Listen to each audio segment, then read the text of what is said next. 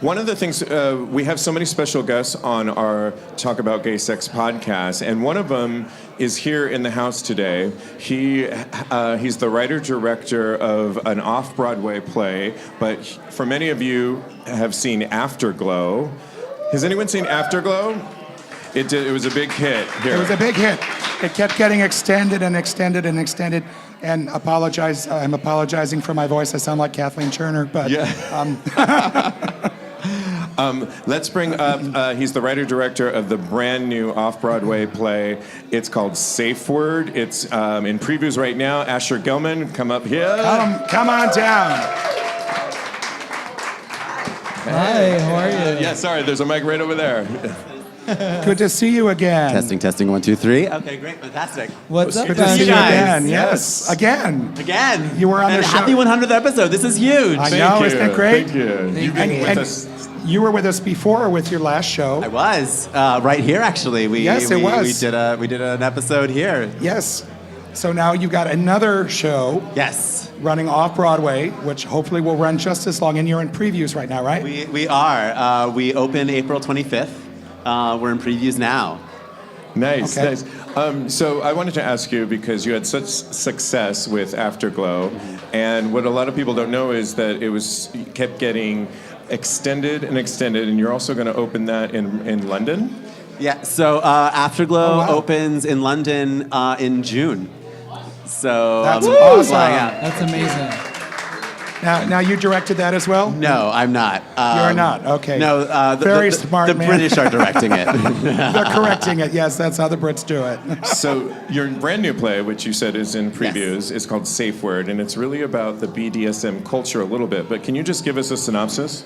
So Safeword, it's really an exploration of power dynamics through BDSM and food.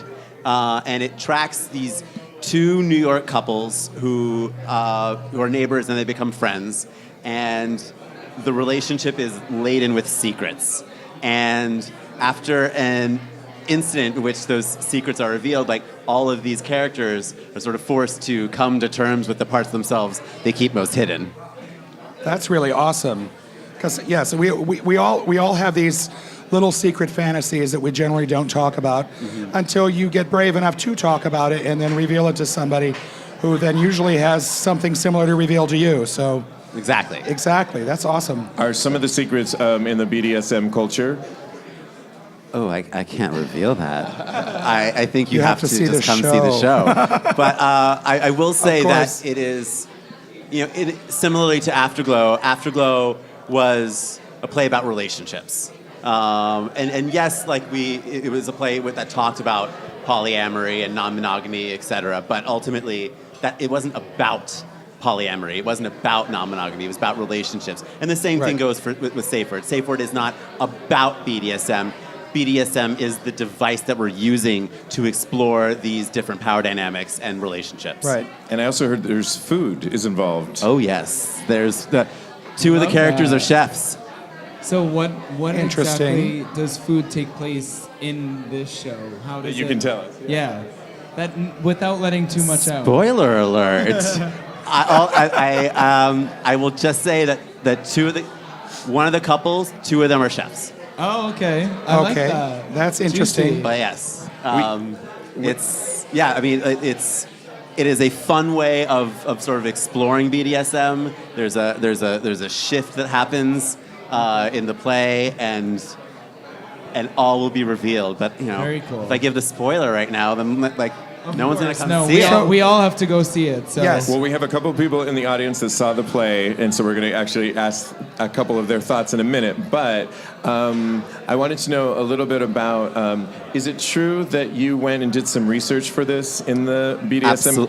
Absolutely, I did my research. One of our special guests, Master Joshua, was here earlier and mentioned you may have researched in his world. I'm not sure. Not with him. That's interesting. I did find another Dom to do my research with, but that was ultimately something that was really important to me. Right. Is to really present a really authentic picture accurate, yes. of this community, because it is a community that is so terribly demonized and ironically That's fetishized.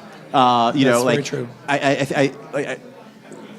what ends up happening is so much of the exposure of this community is through like books and movies that are quite poorly researched, in which they use BDSM because of its mystery, because of its allure, but not actually the community, not actually the tenets of the community, not the things that make it such a beautiful community. And ultimately, like, the people I know in the kink community are some of the most loving and tender people I've ever met. Right. And the idea that, they're just a bunch of like, just like slapping each other around, they're sadists and whatnot, like, is so antithetical to everything that they believe in, everything that they are. So seeing firsthand helped really with the process of creating your show. Exactly. So because I was going to ask, because I know Afterglow was based a lot on your life. Yes. So, but this was not. This is not. But you did do your research. Basically, Okay. really just like talking to a lot of people in the community, having a session with a dom, who then I am still having conversations with about sort of like Great. how to craft this story. There are people working on the production who are heavily involved in the community. So there are always eyes on the show. Right. They're, saying like, don't use this word, and here's why. Because it was really important to all of us to get this one right. I agree. No, you're right. You're right. The stuff that's been produced in the past on BDSM, films, what have you, they just don't really have a clue as to what it's really about, or how it's an expression of yourself, or how you interact with it. It's not because ultimately BDSM is used in media to titillate, but Exactly, it's not. yeah. But its presentation is not honest. No, at it's all. not. Absolutely. I'm thinking we've done a lot of work in the BDSM community. I've certainly done my own. We should talk about what safe word really means. Safe word is usually a word if you're in a scene with a dom, and it's a word that I understand that means when you're pushing your limits as far as you can go, whether it's flogging, nipple play, whether it's rope tie, and you both decide on a safe word that lets the dom know, okay, maybe to back off, or is that how you understand it? It's not maybe to back off. It's when somebody It uses the means safe stop. word, stop everything Okay, immediately. yeah. Like there's no like, oh, like I'm gonna feel this out. Like, oh, like just kidding. Like no, and Tease a that's the little bit idea.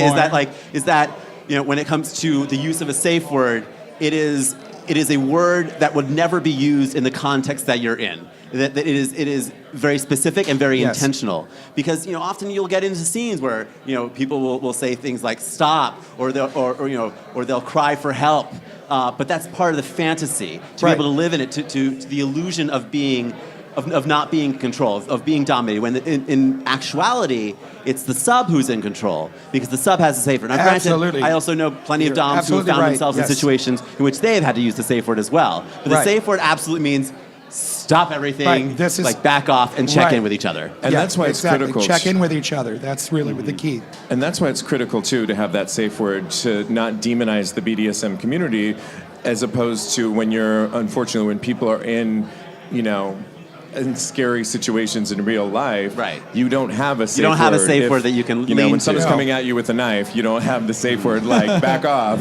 And this is why safe words Kumquat. Yeah. I don't think that's part of it. No. Oh, no. But also, like, so another thing that we really loved exploring with this one is aftercare, which is something that, again, like, most people Right. don't actually know about, and No. is actually a huge, and probably one of the most important part that's of the- BDSM, that's which the is biggest part of the after a scene. scene or a Yeah. session, checking in with each other and taking care of each other, and especially like when making sure that the sub is feeling safe and okay, and that is part of that release. It's so funny you should say that, because Master Joshua, who's been on our show so many times, was here earlier wishing us happy Happy 100th, yes. But we did a scene, and he has continuously checked in with me about that. How you doing? Have you thought more about the flogging?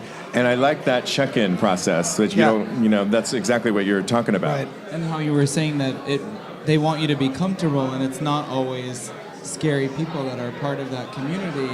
No, it's I mean, just that- about being on the same page. Right. Yeah, I mean, ultimately, again, similarly to Afterglow, like, this is a play about communication. Yeah. And how it is so important to be true to yourself and to be honest with the people that you love, and what happens when you stop being honest. It's a great subject you chose because it's about communication, and what do plays do? They communicate. And I know you're always notorious for writing a play that people talk about, have conversations, hours and days later. But I would love to get two people that saw the play last night, actually, and I promise they'll be kind. Ooh, I think they liked it. You're It's getting okay, they don't have to be kind. reviews. They can be mean, I can take it. Early George reviews. and Scott, my two best friends here. How you doing? Come on in here a little bit more. Yes. You guys saw the play last night, right? Safeword. Okay, what did you guys think? Loved it. The whole play just built on each other. Each scene built on each other, and it was great. Nice. And I know you're a fan of Afterglow as well. Any similarities that you saw? No, I think this was totally different, unique. You walked into it, especially the way that you did the staging in this production. I definitely got it, and I like the way that you played on this, at least the staging you got in this theater compared to the Davenport and the other one. I sort of liked the way that you expanded on the staging, and it really tied to the story. It really did. I like that. Thank you so much. I do have one question. There's a character who you assume is transgender, but it's never mentioned that they're transgender. Was that done on purpose? Yes, I think it is 2019 now. The character of Chris is genderqueer, but the character of Chris is a nurse practitioner and is a whole many other things. Like, we really need to change the way we talk. Like, I hate seeing in television and movies and on the stage when trans characters or genderqueer characters or non-binary characters are there as a plot device. We don't discuss Chris's gender identity besides the fact that they use the pronouns they, them, their. And that's it. That's the end of the discussion. And the rest of the play continues without having that conversation because, again, it's 2019. And you shouldn't have to, yeah. We don't have to. These are people, I know people who are genderqueer, and this is their experience of life. And to have to constantly answer this question of how do you deal with the world being genderqueer? It's easy. In the minute you don't label it from an artistic standpoint, it'll become normalized for everybody else. In the same way that in Afterglow, we didn't have any conversation about sexuality. I mean, no character ever mentioned that they were gay or bi or whatever. Now, obviously, since the play started with a threesome, we could infer that these were men who had sex with men, but we never had a conversation about again, like the gay tropes, there was no mention of HIV/AIDS, there was no mention of coming out, there was no mention of discrimination. We at the time it was 2017. Yeah. We need to be telling other stories. Trans, non-binary, genderqueer characters are not props. They are people. Thank you. Yes. Thank This you. is very much kind of where gay one more people were. Hold on. Many years ago. So the show last night was in a one-act play, but it seemed as if there were two different acts. Was that intentionally that you joined both of them together? So last night was the premiere of the one-act version because the previous night it had been two acts. And so we clocked in a nice, cool 99 minutes last night. The joy of previews. During previews. Well, for Afterglow, the show opened actually as a two-act play, and then about a month in, we went back into the rehearsal room and we shifted it to a one-act play. Well, Asher Gelman, thank you so much. The play is called Safeword. And where can we get tickets, and what theater is it at? You can get tickets at safewordtheplay.com. It's at American Theater of Actors on West 54th Street between 8th and 9th. And we are on sale through July 7th. And I strongly encourage everyone to come see it, and let's have a conversation. And thank you all so much for having me on your show again. Thank you for being here again. Thank you.